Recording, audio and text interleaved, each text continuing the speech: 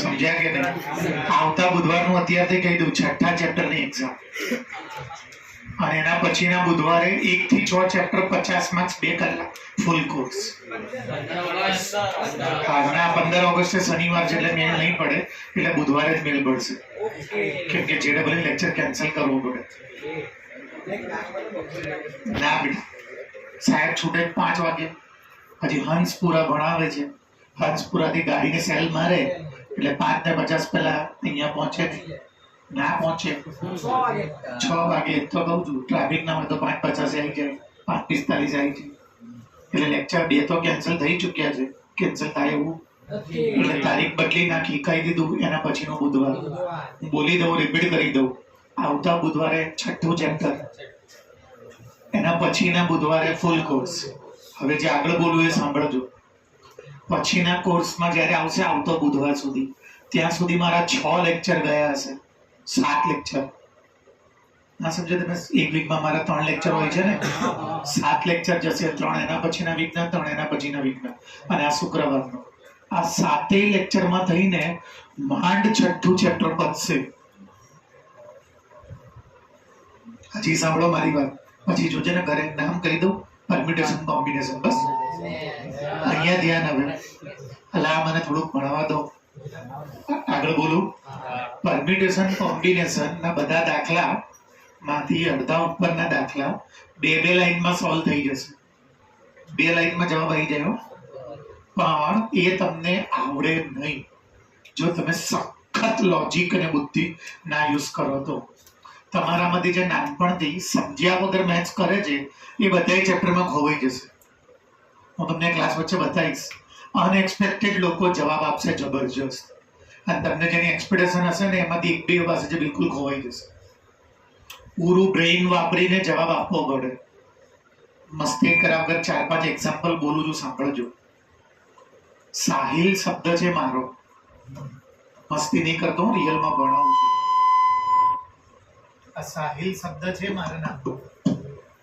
બોર્ડના પેપરમાં, સ્કૂલના પેપરમાં, યુનિકના પેપરમાં એવું પૂછશે કે સાહિલ શબ્દમાંથી ટોટલ કેટલા સ્પેલિંગ બને, ભલે એનો કોઈ મિનિંગ થાય કે ના થાય. તો સાહિલમાંથી ટોટલ 120 સ્પેલિંગ બને. કેવી રીતે હું તમને શીખવાડીશ, અત્યારે નહીં, અત્યારે તો ખાલી એક આઈડિયા આપું છું. તો પરમ્યુટેશન કોમ્બિનેશનમાં બરોબર દમ ધ્યાનથી સમજવા જેવું ચેપ્ટર છે. અને હું તમને ચેપ્ટર છે ને લાઇનસર નહીં ચલાવું, જેમ આમાં મેં 6.1 ચલાવ, 5.1, 5.2, એના ચેપ્ટરને હું 4-5 ભાગ પાડી દઈશ, અને એક જેવી મેથડો એક સાથે ચલાવીશ, ભલે અલગ અલગ એક્સરસાઇઝમાં હોય. અને તમારું જે પેપર આવશે ને એનું આવતા બુધવારનું એ દમદાર હશે, બુદ્ધિ જોઈએ.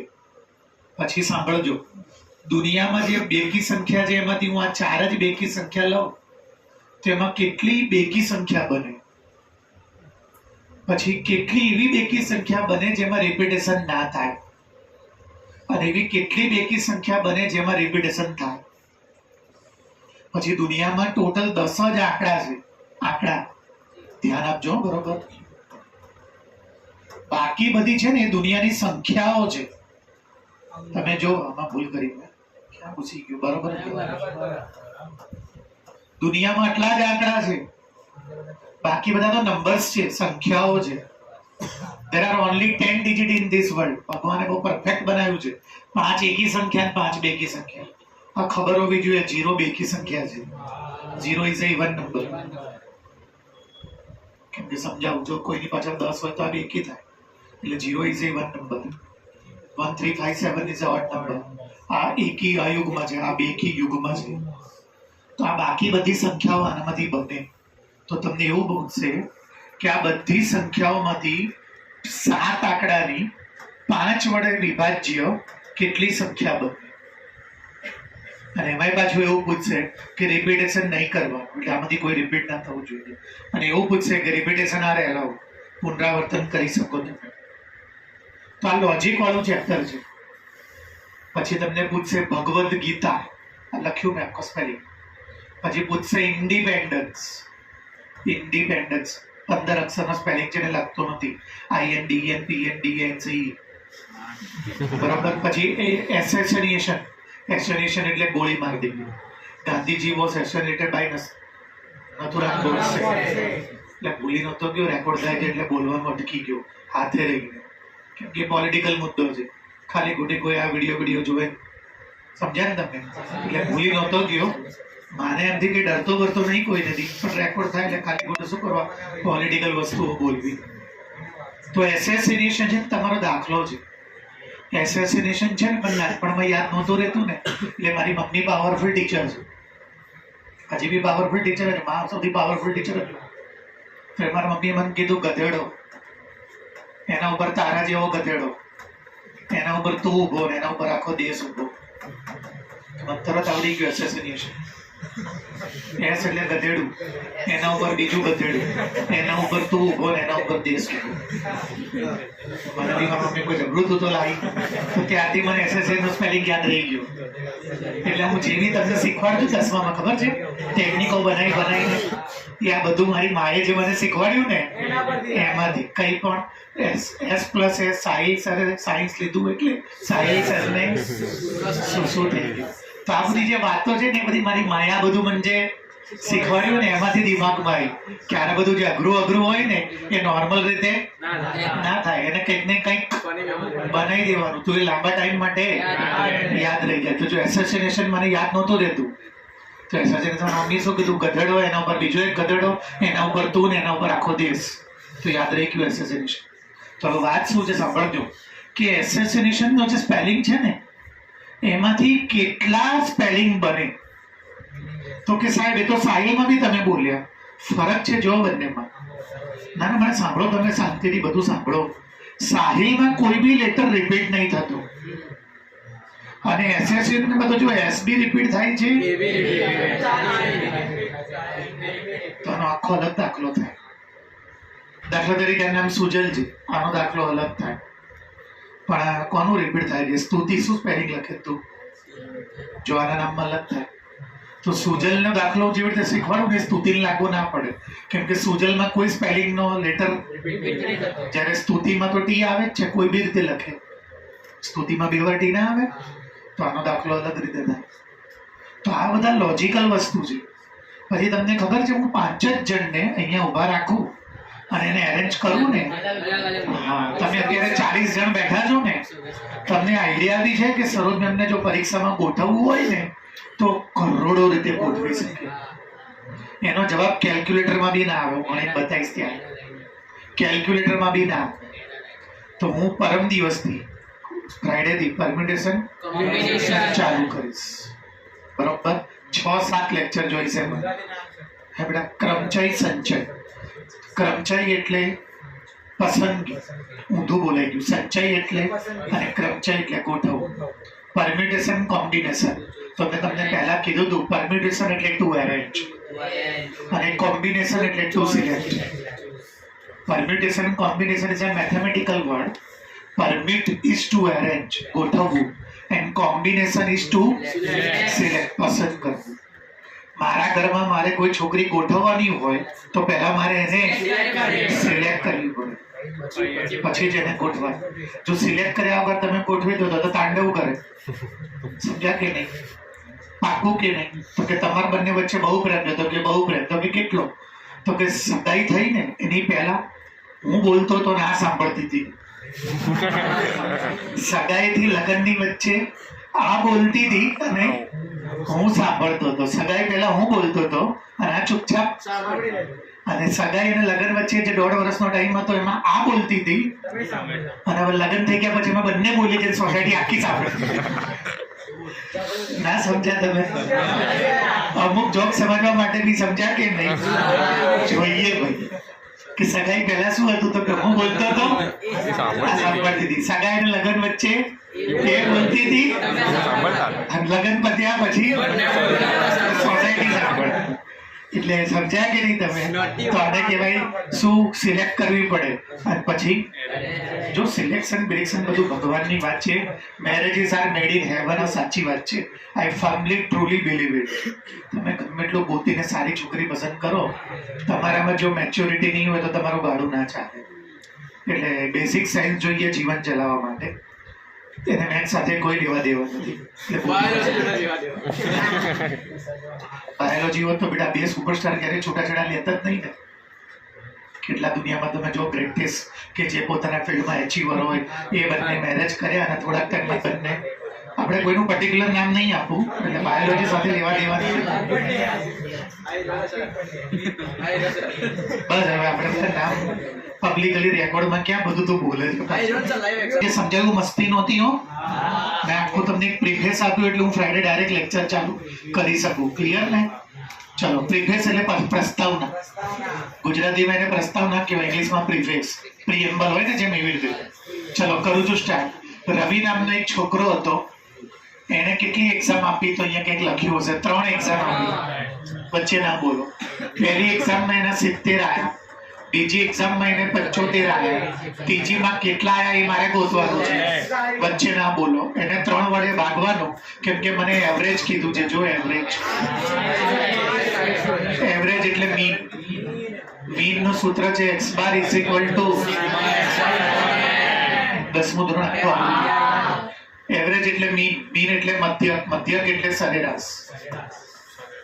તો સિગ્મા એટલે ટોટલ. તો પહેલી એક્ઝામ નું ટોટલ, બીજી એક્ઝામ નું ટોટલ, અને એન એટલે 3 એક્ઝામ લેવાય છે.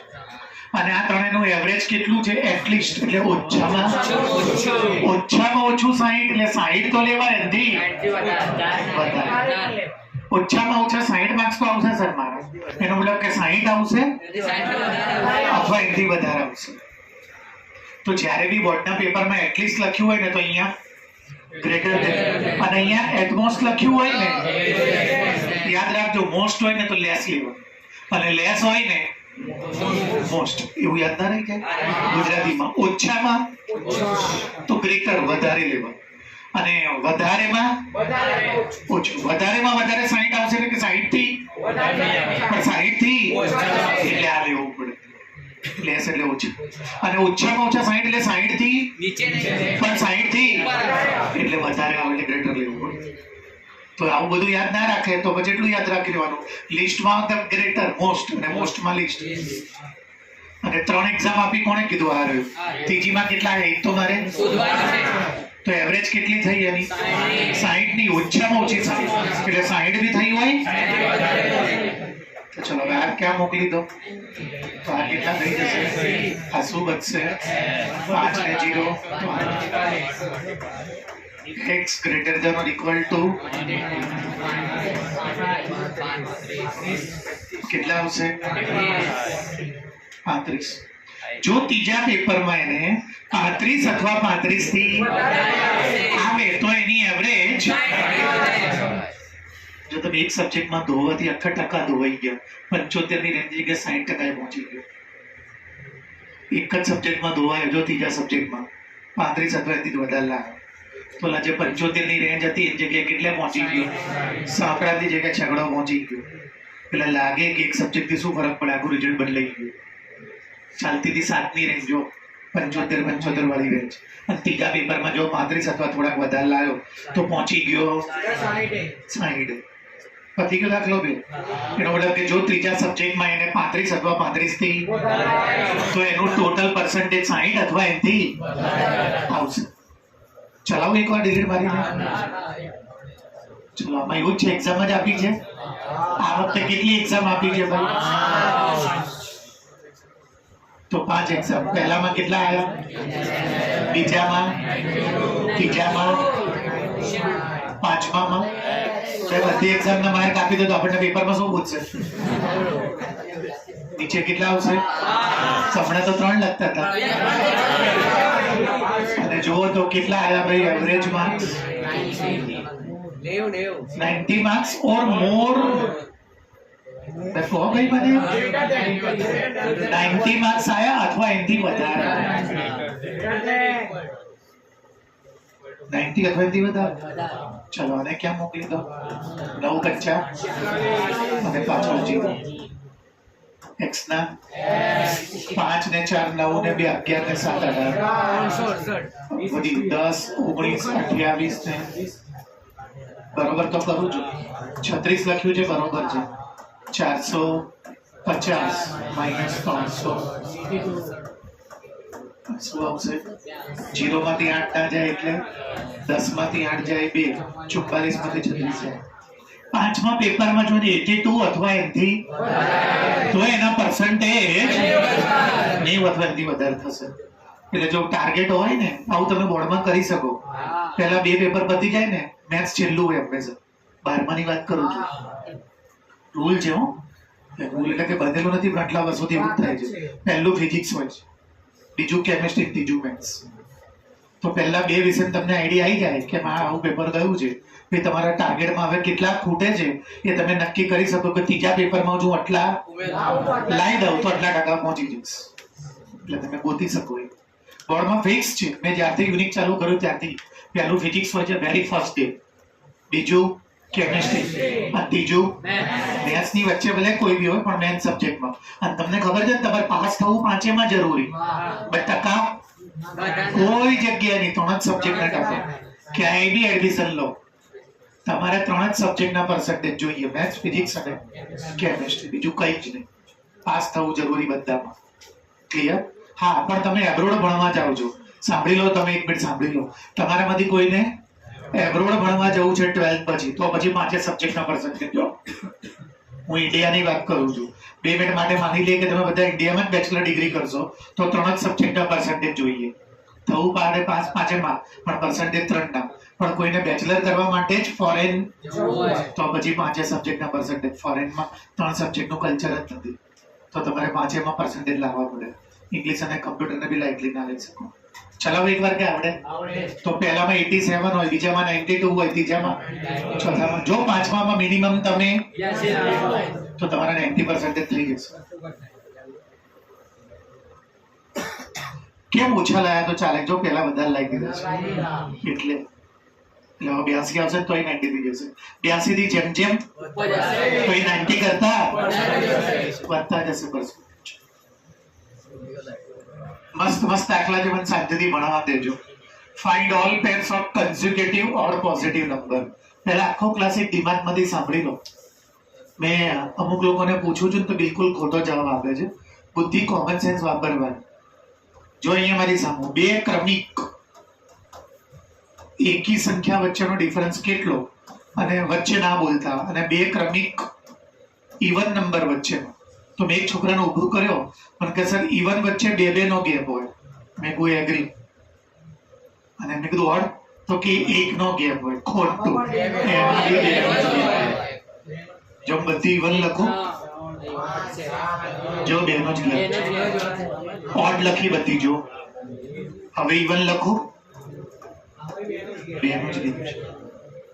તો યાદ રાખો, એકી સંખ્યા હોય કે ક્રમિક લખ્યું હોય, ક્રમિક એટલે બાજુ બાજુ વાળી 2, તો એની વચ્ચેનો ગેપ હંમેશા. તો અહીંયા ક્રમિક લખ્યું છે જો. કન્ઝ્યુકેટિવ એટલે ક્રમિક. કન્ઝ્યુકેટિવ સમજો ને, બાજુ બાજુમાં આવતી હોય. 1 હોય તો 3, 3 હોય તો 5, 5 હોય તો 7, 2 હોય તો 0, 0 હોય તો 2, 2 હોય તો 4. સમજ્યા ને? કેવી લેવાની છે ભાઈ? વાંચો, એકી કે બેકી? તો ફર્સ્ટ ઓડ નંબર કયો આવશે? અને સેકન્ડ ઓડ નંબર. અને અહીંયા ઓડ ની જગ્યાએ ઇવન લખ્યું હોત તો 2 નો જ ગેપ હોય ભાઈ. આ તમારી સામે. હવે શું કે છે? which are smaller than 10. કોણ 10 કરતા નાનું છે ભાઈ? તો બંને 10 કરતા નાના કરી દો. એમાં લખ્યું છે બંને 10 કરતા નાના. અને હવે એમનો ધૈર્ય સમ, એમનું શું કરવાનું? તો કરો સરવાળો. પહેલી આ રહી, બીજી આ રહી, એનો સરવાળો. કેટલો લેવાનો? મોર વધારે. કોના કરતા વધારે? ઇક્વલ ટુ કરું? ના, ખાલી મોર છે. ઇક્વલ ટુ કે લખ્યું? મોર એટલે વધારે. કે 2 સંખ્યા એવી છે કે જે બંને 10 કરતા મોટી. ક્યાં છે? અહીંયા લખ્યું છે સ્મોલર ધેન 10. આ બંને એકી સંખ્યા છે. એકી. જો આમાંથી લીધી હશે, બંને જો 10 થી નાની જ છે, અને એ બંનેનો જો સરવાળો કરો તો શું બે આવશે? શું ધારો લેજો? કોઈનો બી સરવાળો બે થાય જ નહીં. કોઈ બી એકી પકડો સરવાળો બે થાય જ નહીં. મને તો ભણાવવા દો 11 કરતા વધારે. ચલો x plus x greater than 9. લઈ જાઓ વચ્ચે ના બોલો, શાંતિથી ભણાવો દો. તો x ની વેલ્યુ 4.5 કરતા, જો x ની વેલ્યુ મોટી, મેં તમને ગયા લેક્ચરમાં શીખવાડ્યું પાંખડું એ મોટું હોય. તો x ની વેલ્યુ મોટી કોના કરતા? હવે આમાંથી શું લેવાનું વિચારીને કહો મને. x ની વેલ્યુ કોના કરતા નાની એ કહો મને.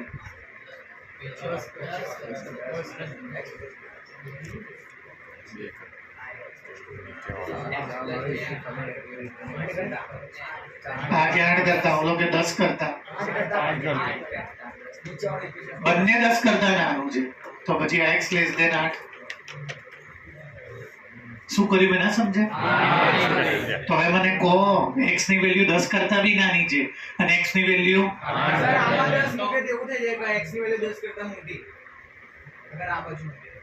એમ નથી બે, તું વાત નહીં સમજતો. અહીંયા જે મારે મૂકવાનું છે મને સાંભળો ભાઈ, તમે અંદર પછી પહોંચજો. પહેલા મને થોડુંક ભણાઈ લેવા દો. તમે લોકો એ સમજતા જ નથી. x ની વેલ્યુ કરતા જે નંબર મોટો છે એ જ મૂકવાનો છે, પણ x કરતા તો બે મોટા છે. x કરતા તો અને x કરતા તો હું તમને એમ પૂછું તો અહીંયા કયું મૂકું અને કેમ, શું લોજિક વાપરું? બે આયા મારે, એક જ આવવા જોઈએ પણ બે આયા, તો હું કયું મૂકું? આમાં કોણ મોટું છે અને આમાં? તો x કરતા મોટામાં હું 8 મૂકું કે 10 મૂકું? एक ही संख्या कितनी है ना? मैं क्या कीधું? કોઈ દાખલો ગણ્યો જ નહીં હોમવર્કમાં? કોકે તો કંઈક વિચાર્યું હશે ને. અને હજી સાંભળો, મારી સામુ જુઓ, કક્ષ થોડુંક ધ્યાન આપજે. અહીંયા હું મૂકી દઉં પછી એ જે આવી ગયું ને જવાબ બી નથી, કેમ કે ક્વેશ્ચન વાંચો તમે. શું કીધું છે? All payers. પેયરમાં જવાબ આપવાનો એટલે એક કરતા વધારે જવાબ આવશે. જો એસ લખ્યું છે બે પેર, તો કઈ બે પેર આવશે પેલા કહો મને. 4.5 ક્યાંથી લેવાય? 5 અને કેમ 5 અને 7 લીધી? કેમ કે જો અહીંયા ઓડ છે અને 7 અને 9, તો હવે 9 અને કેમ ના લેવાય? કારણ આપો. બંને 10 કરતા નાની છે, જો અહીંયા લખ્યું છે. હજી ઉભા રહો, હજી ઉભા રહો. અને બંનેનું ટોટલ 11 કરતા, હા તો આ બંનેનું ટોટલ 11 કરતા થાય છે. આનું બી ટોટલ 11 કરતા, પણ લેવાય કેમ નહીં? એ બંને અલગ અલગ પાછી 10 કરતા વધારે નથી. બે શું લોચા નાખો ક્લાસ. એમ નહીં કેતો બે, બંને સંખ્યા કેવી લેવાની છે? તો આ બંને 10 કરતા, આ બંને 10 કરતા, આ બંને 10 કરતા નાની નથી, એટલે આ કેન્સલ. તો હવે આ કેમ નહીં લેતા? 3 અને 5 એ બંનેનું ટોટલ કરો, 11 કરતા ઓછું આવશે ને. એને તો 11 કરતા. અને બીજું રીઝન બતાવો, ઉતાવળ ના કરો. બીજું રીઝન 4.5 કરતા કેવું લેવાનું? તો 4.5 કરતા વધારે છે ને, તો 4.5 કરતા વધારે છે જ ને. તો બોલો અહીંયા શું લખી દઉં હવે હું? કોનું ચાલે છે? આ x નું 8 લઉં ને? પાક્કું ને? અને હું 10 લઉં તો? अगर 8 लेंगे तो यहाँ 9 આવે કેમ નો આવી શકે? એટલે 10 જ લેવાનો. જો આ અડધો કોના માટે છે ખબર છે? આના માટે ઓરિજિનલ x 10 છે. ચલો હવે જો 4.5 અને 10 ની તો 4.5 ને 10 ની વચ્ચે એટલે પછી હવે પતી ગયું. હવે 2 મિનિટ માટે કે મેં શું લીધું હોત? હવે જો આને બોલવા તો દો તો ખાલી એક જ જવાબ. તો આ બી તો છે જ. આ બી તો એ નિયમનું પાલન કરે છે. કયા નિયમનું? કે બંને 10 કરતા અને બંનેનું ટોટલ. આ તો એ બી તો પાલન કરે છે. એટલે અમને આ લેવાનું એક્સ વાળો. આ એક્સ નથી, એ તો આમાંથી આવેલો એક્સ છે. ડિલીટ મારું. સેમ છે જેવો દાખલો. પાછી પેર ગોતવાની છે, પણ આ વખતે કેવી લેવાની છે? પણ મેં શું કીધું, E1 હોય કે ફરક ના પડે કેમ કે એની વચ્ચે. તો પહેલી લઈ લો x અને બીજી લઈ લો, અને both which are larger than 5. બંને 5 કરતા તો આ બી 5 કરતા મોટું. ડન છે. અને આમ લઈ ગયો, એટલું ખબર પડી ગઈ. આગળ વાંચો. એમનો સમ એટલે ટોટલ x અને x પ્લસ 2 નું ટોટલ લેસ છે, ઓછું. કોના કરતા ઓછું છે? 23 કરતા. x plus x less than, આમ લઈ ગયો x લેસ ધેન. મારો x કેટલો આવ્યો? 10.5 કરતા. અને x જોવો તો અહીંયા જોવો તો વાંચો તો 5 કરતા x મોટો અને x કરતા, એટલે મારે 5 અને વચ્ચે કેવી લેવાની? તો 5 અને 10.5 ની વચ્ચે. ધીરે ધીરે ઉભા રહો છો. બસ પાક્કું. પહેલો નિયમ શું હતો કે બંને કેવું હોવી જોઈએ? કોના કરતા? આ તો 5 કરતા મોટી છે. બીજો નિયમ શું હતો કે એમનું ટોટલ, તો એમનું ટોટલ 14 છે, 23 કરતા. અને એમનું ટોટલ હવે આના પછી કઈ આવે? 10. તો કેમ ના લેવાય? ક્યાં વધે છે? અહીંયા જો ઉતાવળ ના કરો, ક્યાં વધે છે? કોના કરતા નાનું કીધું છે? તો 23 કરતા ને 22, પણ અહીંયા જુઓ કરતા નાનું રહ્યું. આ નિયમનું પાલન અહીંયા નહીં. 5 અને 10.5 ની વચ્ચે આ ક્યાંથી આવી જાય? તો બહાર થઈ ગયા. ના લેવાય? લેવાય. કેમ ના લેવાય? હું સાબિત કરી દઉં. ચોપડી જવાબ નહીં આપ્યો ત્રીજી પેર. લેવાય. આ તો કોની વેલ્યુ છે ભાઈ? કોના કરતા નાની હોવી જોઈએ? મને સાંભળો, આ કોની વેલ્યુ છે? તું ના બોલ સુજલ, ડિસ્ટર્બ કરે, બધાના લોચા વાગે છે. આ કોની વેલ્યુ છે? કોના કરતા નાની છે? તો x ની વેલ્યુ 10.5 કરતા નાની તો છે. આ x ની વેલ્યુ નથી, 2 ની વેલ્યુ છે. તો x પ્લસ 2 ની વેલ્યુ તો કરવું હોય તો કરો. તમે ક્યાં ના છે? આ 7. આ x પ્લસ 2 અને આ x પ્લસ 2 ની વેલ્યુ કોના કરતા નાની હોવી જોઈએ? તો 12.5 કરતા તો નાની છે જ. આ ત્રણે લેવા. એટલે બૂમો ના પડો, પેલા મને સાંભળ્યું. ફી મેં લીધી છે, અડધો ક્લાસ પોતે જ ભણાઈ દે છે. મને તો સમજાઈ લેવા દો એક વાર. સમજ્યા કે ના સમજ્યા? હવે તમે જો આનું પાલન, આ 3 આ બધાનું બી પાલન કરે છે, આનું બી પાલન. મજા નહીં આવે, ડિલીટ મારીને ફરી વાર ચલાવું છું કેમ કે પેપરમાં બધું હશે. હમણાં કેટલી સંખ્યા છે ભાઈ એ નહીં ખબર. પેસ કીધું કેવી લેવાની છે? પેપરમાં કન્ઝર્વેટિવ લખ્યું એટલે બાજુ બાજુ વાળી ક્રમિક. એકી પૂછે કે બેકી પૂછે? તો અહીંયા લખો x અને અહીંયા લખો. અને બંને કેવી છે ભાઈ? વાંચો તો લાર્જર તો લાર્જર ધેન 5. ટપ્પો પડી ગયો. આવું કરવાની જરૂર નહીં, કન્ફ્યુઝન થાય તમને. આ રહેવા દો. x 5 કરતા તો x પ્લસ 2 બી મોટા જોઈએ ને કે બે. આ જો 5 કરતા મોટો હોય તો એમાં 2 ઉમેરો, 5 કરતા મોટો જોવા. હવે એ બેનું ટોટલ કરવાનું. સમ એટલે ટોટલ, લેસ એટલે ઓછું. કોના કરતા? x plus x.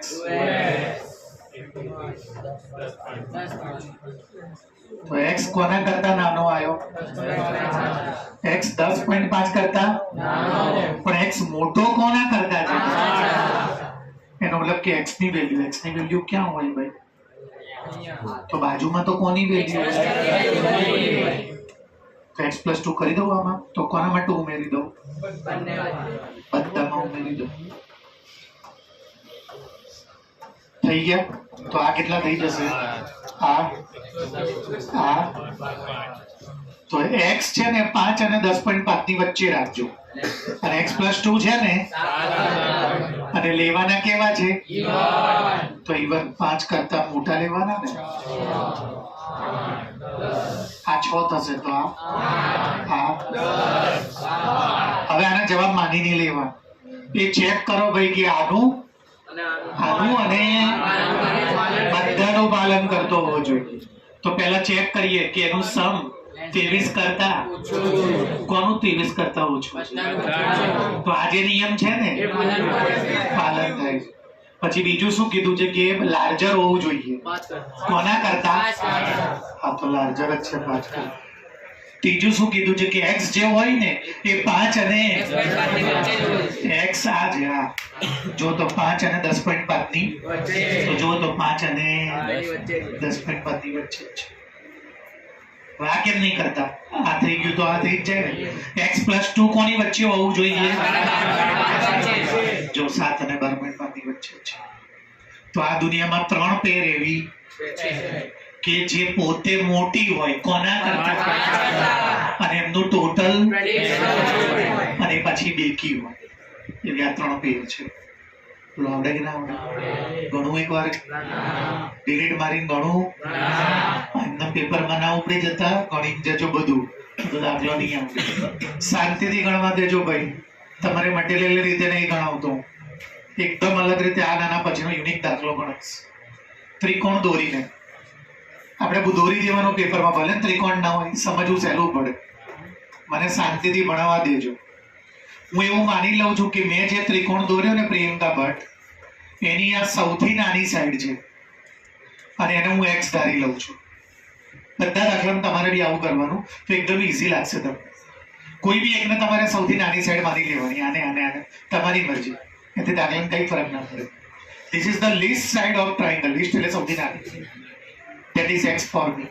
એ મારા માટે બસ. આથી આખો દાખલો સોલ્વ થઈ જશે. ધ્યાન આપજો. લોંગેસ્ટ સાઈડ આને લોંગેસ્ટ લઈ લો જેને લેવી હોય તમારે. Is 3 times shortest side. Longest side જે સૌથી શોર્ટેસ્ટ સાઈડ છે 3 ગણી છે. જો 3 ટાઈમ્સ ક્યાં લખ્યું છે. તો શોર્ટેસ્ટ સાઈડ કેટલી છે અને લોંગેસ્ટ એના કરતા એટલે 3x. મેં કીધું કરું શોર્ટેસ્ટ પહેલા લઈ લેવાની, એનાથી બધું જ મળી જશે. હવે કે જે થર્ડ સાઈડ. થર્ડ એટલે કઈ જે લોંગેસ્ટ બી નથી. થર્ડ સાઈડ આવે. થર્ડ તો એ જ હોય ને સૌથી અમે 3 ભાઈઓ છે મસ્તીની રિયલમાં. તો કોઈ એમ કે જે સૌથી મોટોય નથી એમ જે સૌથી. પછી મારી વાત થઈ. હું વચ્ચેનો છું. તમારા કહેવાથી કે થઈ નહીં જવાનું. તો ભાઈ આ થર્ડ સાઈડ છે. અહીંયા ધ્યાન અવાજ બોલું તારો. થર્ડ સાઈડ એટલે સમજો છો ને તમે. લોંગેસ્ટ બી નહીં અને third side 2 centimetre. Third side 2 centimetre ઓછી છે કોના કરતા. તો લોંગેસ્ટ સાઈડમાં 2 સેન્ટીમીટર ઓછું કરી. ક્લિયર છે. હવે પેરામીટર ઓફ પેરામીટરનો લખો. પેરામીટર લખો ભાઈ. કેટલી છે. એટલીસ્ટ હમણાં જ મેં શીખવાડ્યું. લીસ્ટ હોય એટલે greater than or equal to લેવાનું.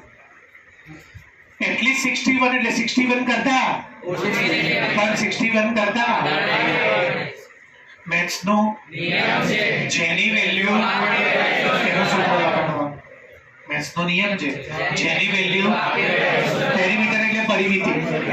પરિમિતિ 61 અથવા એનાથી વધારે છે તો પરિમિતિનું સૂત્ર શું છે. બધી બાજુનો તો કરો સરવાળો. 3x - 2 + x + 3x greater than or equal to 61.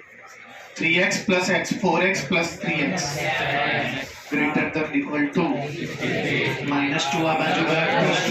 61 માં 2 ઉમેરો plus x greater than or equal to 63/7. x ની વેલ્યુ કાં તો 9 આવશે. આ મળી ગયું જો 9 અથવા 9 થી વધારે. અને આ 9 મૂકો અહીંયા. 9 તરી માંથી 2 જાય એટલે આનું માપ 25 અથવા વધારે. અને આમાં મૂકો 27 અથવા એનાથી વધારે. તો તમને શું કીધું છે? Minimum length of shortage side આ છે ને, એની મિનિમમ લેન્થ જુઓ. આનું નાનામાં નાનું માપ 9 હશે, બાકી બધા 9 કરતા વધારે હશે. મેં તો ત્રણેય ગોતી દીધા ભાઈ, એ જે પૂછીએ. ટપ્પો પડ્યો કે ના પડ્યો? કે ચલાવું એકવાર? જો ભાઈ, ટ્રાયંગલ એટલે ત્રિકોણ દોરી દીધો. મેં એમાં ધારી લીધું કે આ સૌથી, એને મેં ધારી લીધું કશ્યપ. ના સમજ પડે તો પૂછજો. તને નહીં કહેતો, કશ્યપ ને કહું છું. તારે સામું તો જોઉં તો કે કશ્યપ થઈ ગયો તું. ટપ્પો પડ્યો નહીં? તું 10માં નહોતો ને કે તને નહીં ખબર? અમારે 10માની આદત છે. હું આમ કહું, એ અહીંયા જોને બે જાગૃતિ, તું જાગૃતિ બાજુમાં જ બેઠી હોય, અહીંયા ધ્યાન બધા. મગજ સીધો બેસશે ને બેટા. ગણપતિ બાપા મોરિયા 14 સપ્ટેમ્બર ત્યાં સુધી અહીંયા ધ્યાન. હવે અહીંયા ધ્યાન. શોર્ટેજ સાઈડ ને મેં એક્સ ધારી લીધી. કીર્તન 10માં જવું જ પાછું બેટા. માંડ પાસ કરીને બહાર કાઢ્યો. લેમનથી વર્જિન.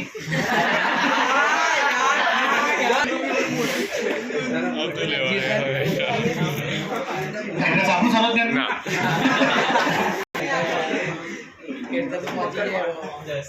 બુડ ભવાનીનું મંદિર. ખરેખર તમારા બધી કોઈ ભણે નહીં, ઉમેર ચલાવે તો કામ જ આવે. મૌલિક સર જવાન થઈ ગયો નહીં લાગતું? વાળ કાળા કાળા